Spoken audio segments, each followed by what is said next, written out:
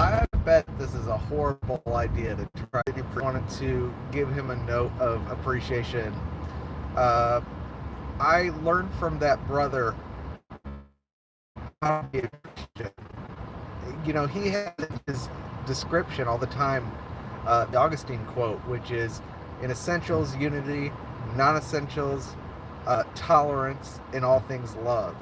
And I always looked at that as hijacked by institutional churches to coerce people into unity, to get them to shut up so the pastor can say whatever he wants, you know. But from what I see from Luke, he actually practices it. And sometimes to the point where it drives me nuts. Who he tolerates and what he tolerates and what he sometimes believes. I just, you know, but he's right. What we have in common and the ground of our fellowship, and I've done a video about this, is Christ. And it's a narrow gate. We always say narrow path, but actually it's a narrow gate and a straight path. Okay?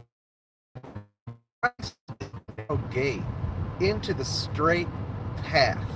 And that straight path is our fellowship, I believe, because it corresponds with the street in the New City, Jerusalem. There's only one street, and along that street flows the river, the water of life, and the tree of life draped as a vine, you know. And I believe that represents the communication in the city, and it's gold, which typifies the divine nature. Why am I doing this? I don't know. But the point I'm making is that it's a straight path, but I believe it's very broad. The path of fellowship is as broad as Christ. And we know in part and we see in part, and we have to recognize that. And what I see with Brother Luke is that he receives believers on the ground of Christ alone better than I ever could. We had a little disagreement about something that I feel like is pretty major.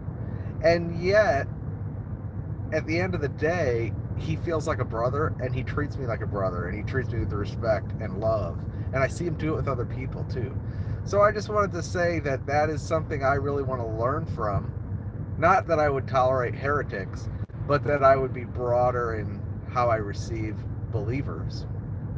Not going to I'm not going to tolerate heretics.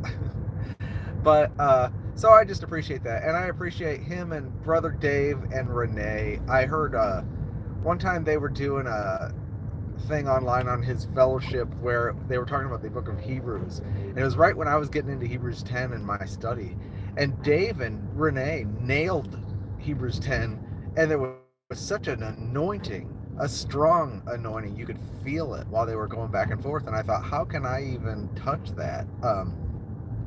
And I've felt that anointing with Luke sometimes when he's talking, even about subjects I don't agree, because the Spirit bears witness that he's a brother, you know.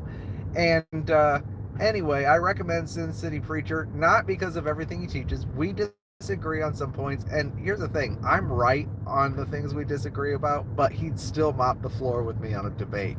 I'd still be right, but I don't think he's very smart, and I don't think I could keep up with him. But I do have to say thank you, Brother Luke. I really appreciate the way you treat people, and I hope to learn from it. I used to watch Ravi Zacharias and think, gosh, how is he such a gentleman on these debate topics with people who are obviously idiots? I wish I could learn that, because I get all flustered and start raising my arms and raising my voice and getting angry, and that's why I don't debate. It's because I am afraid of me, not afraid of other people. So anyway, I'm going to get off here because I'll bet the audio is all choppy and terrible, and if it is, I'll delete it and I'll do a real video when I get home. Take care.